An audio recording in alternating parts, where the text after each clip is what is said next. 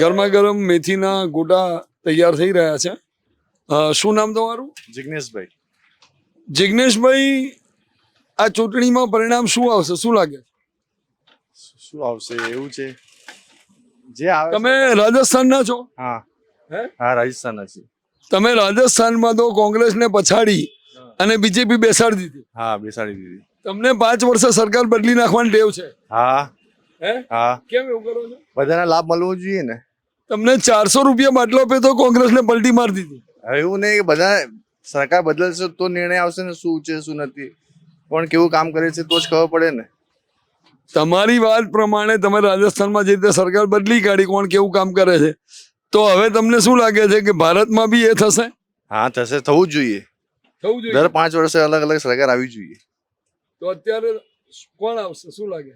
ભાઈ એવું છે, અત્યારે જે છે આવશે, પણ કહેવાનો મતલબ એવું છે કે અલગ અલગ સરકાર આવે તો બહુ સારું છે. અરે પણ કોણ આવશે તમારું? અત્યારે તો ભાજપ જ આવવાની છે, ફિક્સ છે, શું કરી તો શકે. પછી તમે રાજસ્થાન વાળી કરીને યાર. હા, એ વાત બરોબર છે, પણ ભાઈ નિયમ અનુસાર અલગ અલગ સરકાર આવે તો બહુ સારું છે. અચ્છા, તો જોશથી કામ શું એટલે શું કરે?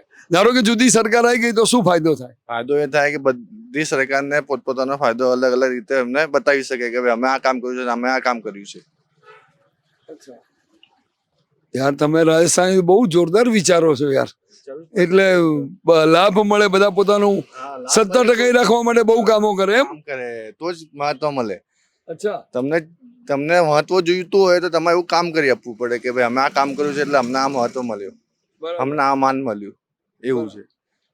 એટલે જોશથી કામ કરે, જોશથી કામ પબ્લિકનું કામ થઈ જશે. થઈ જશે અને કરવું જ પડશે તો